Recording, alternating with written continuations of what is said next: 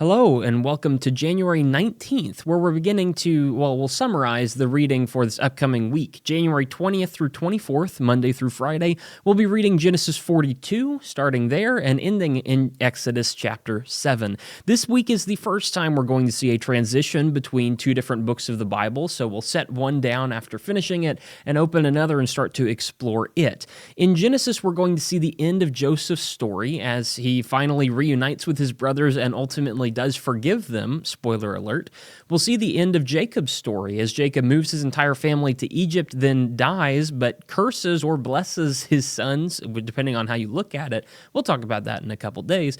He curses his sons or blesses them again, and then he kind of sets up the next character arc for them before he dies. Ultimately, we'll see the end of Joseph as well in chapter 50 as he passes away, along with the confidence he had in God's promises, and thus ends the book of Genesis. Now, Exodus is going to come into the scene about 400 years later and pick up with Israel, as Israel is a growing nation, and we get introduced to a man named Moses who's going to be very important as we go forward through really the rest of the Bible.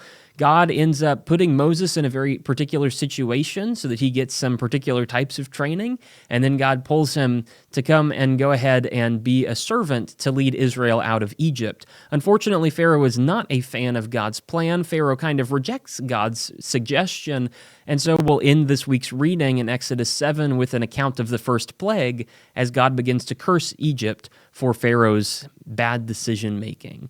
Hopefully you'll join in as we read through these chapters this week. Monday through Friday, I'll be posting daily videos, and you can always head over to the written page if you want further explanations or explorations of any of those themes that we cover. Thanks for watching. Hope to see you tomorrow, January 20th, where we'll be reading Genesis 42, 43, and 44.